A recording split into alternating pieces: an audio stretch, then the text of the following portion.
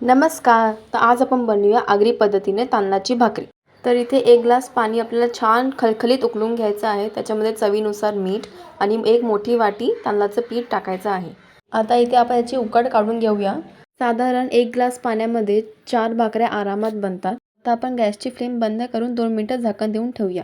आता आपण याला परातीत काढून घेऊया आणि छान असं पीठ मळून घेऊया. हे पीठ आपल्याला गरम असतानाच मळायचं आहे. थंड अजिबात हे पीठ मळलं जात नाही. गरम गरमच पीठ मळून घ्यायचं आहे. जर तुम्हाला हाताने जमत नसेल तर तुम्ही कुठच्या ग्लासचाही वापर करू शकता पीठ मळण्यासाठी. आणि थोडं थोडं पाणी लावून आपल्याला छान असं हे पीठ मळून घ्यायचं आहे. जेवढं आपण हे पीठ मळणार तेवढंच याची भाकरी एकदम सॉफ्ट होणार आहे आणि अजिबात फाटणार देखील नाही. म्हणून पीठ आपल्याला खूप छान असं मळून घ्यायचं आहे. तर आपलं हे पीठ मळून झालं आहे, तुम्ही बघू शकता. मी इथे ॲल्युमिनियमचा तवा ठेवला आहे गॅसवर. आता मी इथे एका भाकरीचा उंडा घेतला आहे. त्याला आपण छान असं मळून घेऊया. भाकरी बनवायच्या खूप साऱ्या पद्धती आहेत, पण मी तुम्हाला सगळ्यात सोपी पद्धत दाखवते. तर आता आपण भाकरी बनवायला सुरुवात करूया. जर तुम्ही आमच्या चॅनलवर नवीन असाल तर चॅनलला लाईक, शेअर आणि सबस्क्राईब नक्की करा.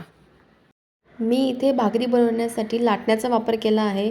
मी सुरुवातीपासूनच भाकरी ही लाटण्यापासूनच बनवून दाखवणार आहे. तर इथे लाटण्याला सुद्धा पाणी लावून घ्यायचं आहे आणि भाकरी बनवताना सुद्धा पाण्याचा वापर करायचा आहे, ज्यामुळे भाकरी अजिबात चिटकत नाही आणि फाटत देखील नाही. तर मी इथे तुम्हाला सगळ्यात सोपी पद्धत दाखवली आहे भाकरी बनवायची.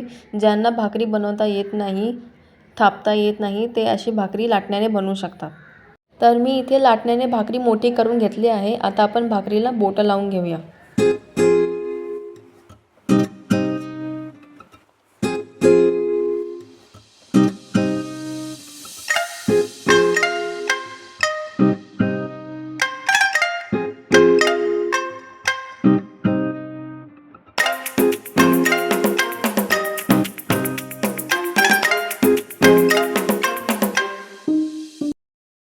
तर आता आपली इथे भाकरी झाली आहे. आता आपण तव्यामध्ये टाकूया. भाकरी टाकताना तवा आपला खूप गरम पाहिजे. आपल्या चॅनलला लाईक, शेअर आणि सबस्क्राईब करायला अजिबात विसरू नका.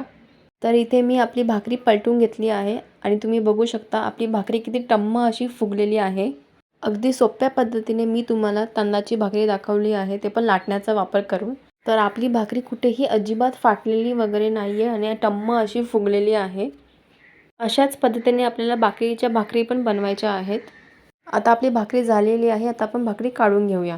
तर तुम्ही सुद्धा ही भाकरी नक्की ट्राय करून बघा. तर तुम्ही बघू शकता आपल्या तांदळाच्या भाकऱ्या किती सॉफ्ट झालेल्या आहेत. तुम्ही सुद्धा या भाकऱ्या नक्की ट्राय करून बघा आणि आम्हाला कमेंट करून सांगा. भेटूया पुढच्या व्हिडिओमध्ये.